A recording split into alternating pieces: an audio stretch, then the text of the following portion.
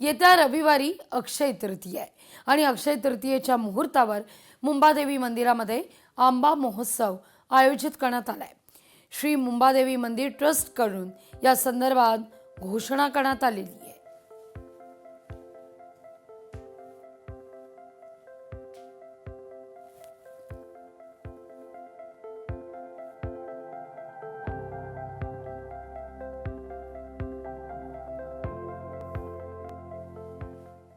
भिवंडीमध्ये गुन्हे शाखेनं कारवाई करून गुटखा नष्ट केलाय।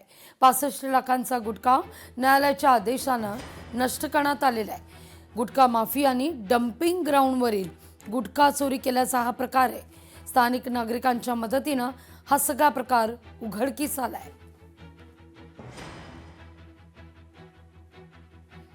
डम्पिंग मध्ये ते माल आम्ही टाकून घेतलं। रात्री काय चोरी झाली काय झालं ते काही कल्पना नाही त्याची आम्हाला। तसा आमच्याकडे पुरावा नाही कोणी खोदला काय केलं ते आलं लक्षात। तरी पण मी आमचं कमिशनरशी बोलणं झालं की बाबा संबंधित आपल्या जागेवरून चोरी झालेली आहे त्यांच्यावर गुन्हा दाखल झाला पाहिजे। तो कचरा खड्डा खोदून त्याच्यात केमिकल टाकून पाणी टाकून संपवायचा आहे।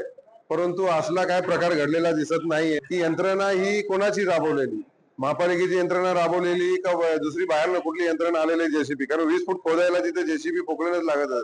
मी महापालिकेला विनंती केलेली आहे सभागृहात की अशा प्रकारचा जर आज गुटख्या संदर्भात विषय आला, जर भविष्यात मेडिसिन हा जर प्रश्न आला आणि तीच मेडिसिन जर बाहेर पुन्हा आली आणि लोकांना वितरित झाली तर मोठ्या प्रमाणात जीवितहानी होऊ शकते।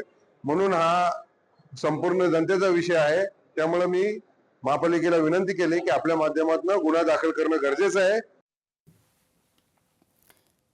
डम्पिंग ग्राउंडवरील गुटखा चोरी केल्याचा हा आरोप होतोय आणि यावर पालिकेच्या महासभेत चर्चा देखील आहे।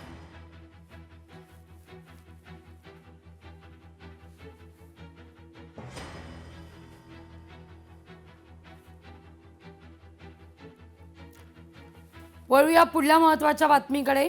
बातमी राणीच्या बागेतली आहे। राणीच्या बागेतील प्राण्यांच्या आहाराकरता निधी आता मंजूर होतोय।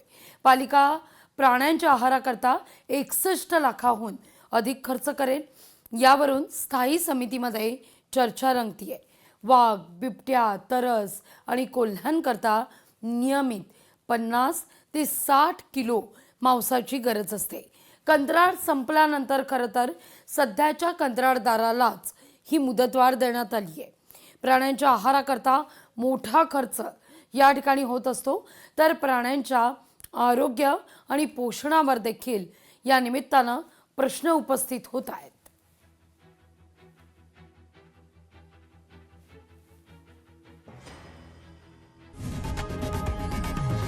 लोकशाही मराठी ऐका, पहा, जागरूक रहा।